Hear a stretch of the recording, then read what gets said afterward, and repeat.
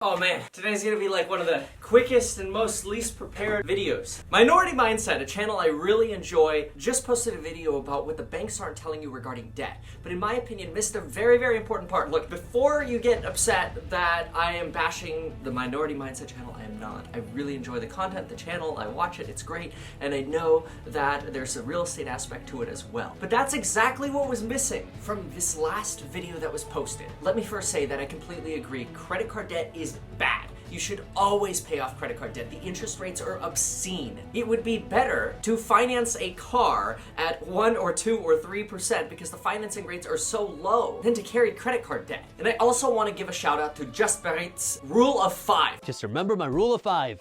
If you can't buy 5 of them, you can't afford 1 of them. I think that rule is awesome. Now, the point. I'd just like to follow up to the video that was made by saying there's a solution that is often overlooked when it comes to debt. Now, when there was mention of that figure with 9 zeros following it. That's one with like 9 zeros. $1 trillion of credit card debt, housing debt, auto loan debt, and student loan debt each. There was no mention of highlighting the fact that real estate debt is a massive portion of this. And real estate debt is totally different from credit card debt. When credit cards charge between 20 to 25%, real estate debt for most people is generally between 3.5% to 5%. That's extremely cheap. But that's not the point of the video. The point of this video is to say that a lot of my clients had a lot of credit card debt before owning homes. And what getting into real estate does is, first of all, it makes you clean up your financial sector. It makes you work on getting your credit score higher and paying off credit card debt. So buying a home is actually a huge motivation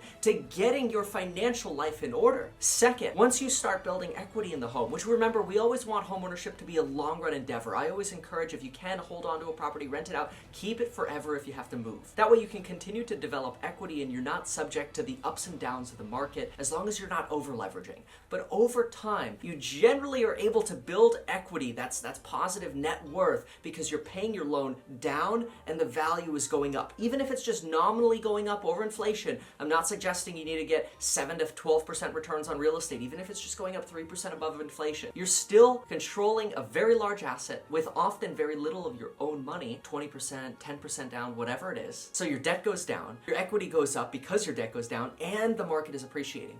And here's what people do as a step number 2. When people hit an emergency or a health emergency, or they want to expand a business, or they need access to additional financing, rather than resorting to a credit card, which I always encourage and I agree with, pay them off in full every single month, they can pull debt against their real estate. Now again, you don't want to over leverage. I always encourage, keep your properties at about 30% equity. That means if the market falls 30%, I could still sell the property, essentially break even. Not that I'm expecting to do that, I just don't want to be underwater, and I usually find 30% is a good margin of safety, like the Warren Buffett margin of safety. It doesn't mean you have to start at 30%, you could get in with 5% down and work your way towards that. But anyway, using real estate to get away from credit card debt is what's missing from this video. Not only in step number 1 does it encourage you to get your financial house in order, but step number 2, and here's how you do it. You could get secondary financing, which often come in the forms of a home equity line of credit. Those usually cost about 5.5% interest. Way cheaper than credit card debt. And they're really flexible. Every time you make a principal payment on them, the payment goes down. I love credit lines. The other thing you could do is you could do a full refinance of the house, which I usually don't like doing. I like keeping the first in place and just playing with seconds because I can pay those off a lot quicker